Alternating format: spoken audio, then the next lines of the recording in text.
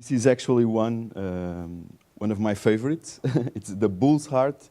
It's kind of a seed that you still can find, like and the season is over. So it was a very sad day because this was the last one I bought in my farmer's market, an actual farmer's market, like one of the oldest in Portugal. It's an open air one. It's a very should go to Caldas and visit our farmer's market.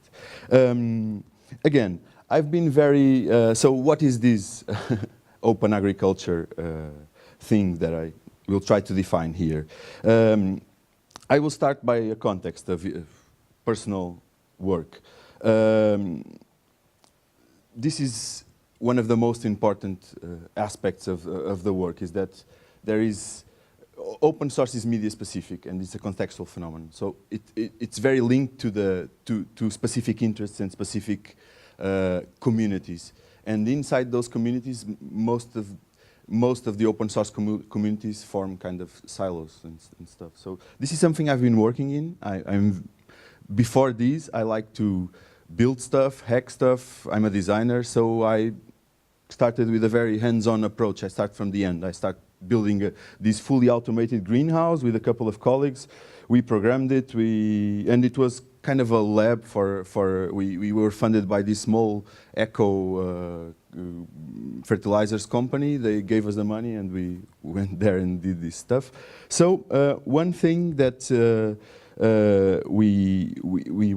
one of the conclusions was that we were actually very accurate in the data we gathered from these things full of wires and pumps and stuff.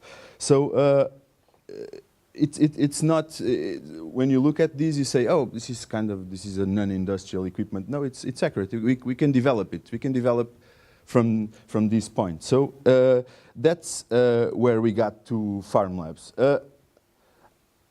This is an elementary project for students and stuff. 2 nails and a resistor make a perfect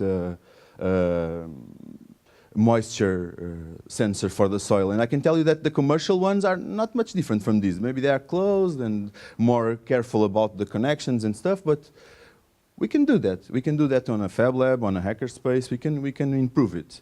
But again, what is open agriculture? I have the MIT definition. Yeah, it should be okay to use this definition.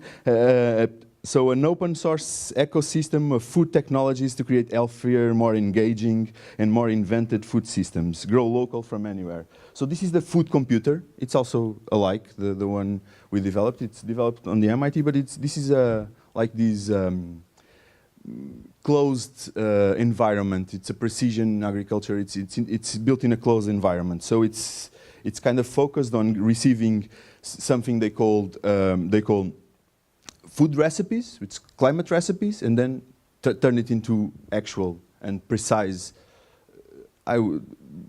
bull heart tomatoes, for example.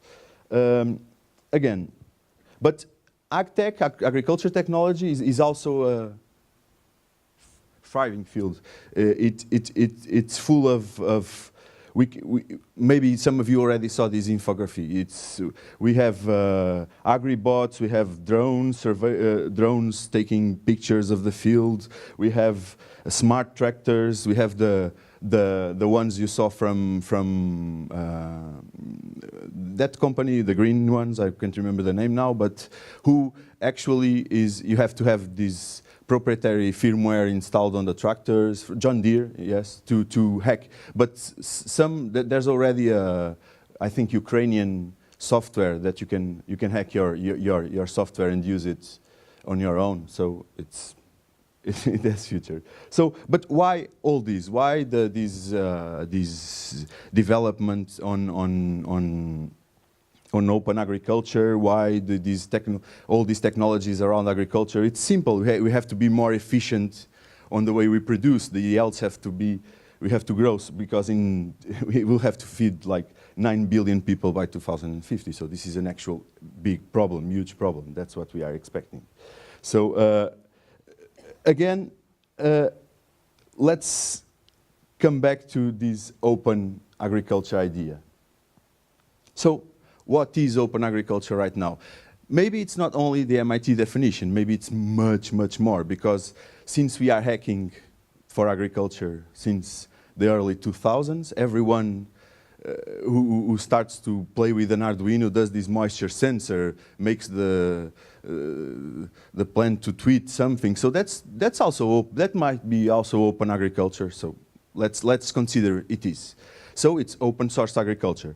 So this project here, it's in the middle of the United States. It's also formed by a Portuguese girl and I think Czech, Marcin Zuber. I can't remember, I can spell his last name. So, but check it, open source ecology does this proposes this global village construction set where they have the instructions, all open source, to build from tractors to housing, to 3D printing, everything that you can imagine in a farm of the future. So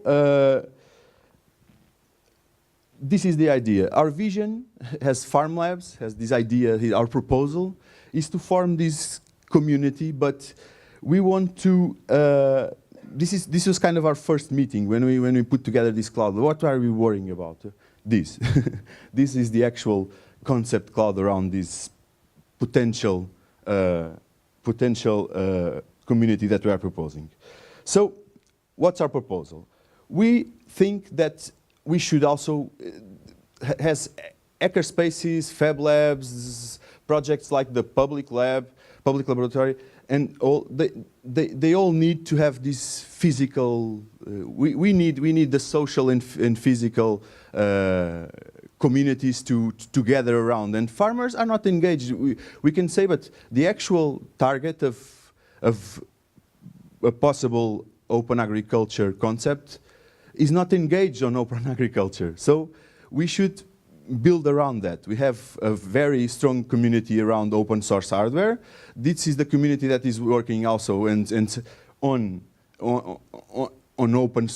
this idea of open source agriculture. But where are the farmers? Some of them are farmers, but how can we grow this? How can we make this become effective? So our hypothesis is that we propose this kind of hackerspace that you put on the middle of something like the open source ecology, but we network them, has the fab labs, has the hackerspaces are networked, some informally, some more formally, and we build this physical structure, or we adapt one, and we adapt a test field, so people can start to get permeable, to get in touch with this kind of technologies, to see the results, to see that they are as accurate as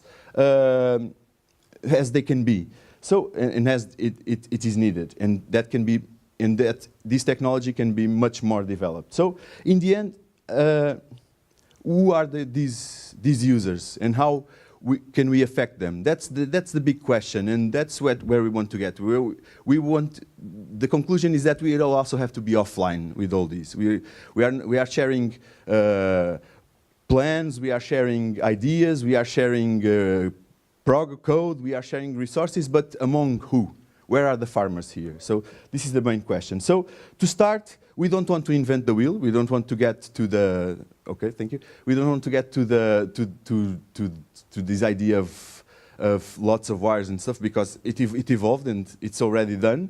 We also want to have fun with that, because it was a very funny process it was a very engaging process to build that greenhouse. But first of all, we want to start this specific repository.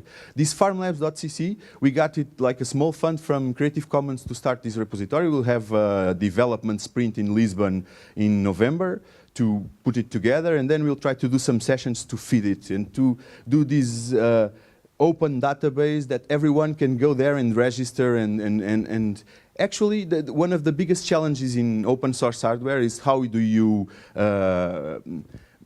document your activities? What's the best way? What's the best choice for that? And that's always a big question. But if we go specifically to agriculture, maybe there's a formula. Maybe we could develop a formula together. Maybe our database could grow from time to time, from entry to entry, and we can. So, and this database will not be prescriptive, but it will enable the existence of these farm labs. It will be the first step. Let's see if the others goes on from the initiatives that meet to feed this database. If they become, let's see if these initiatives that will gather to feed the database will become also farm labs in the future. So this is our idea. Thank you very much.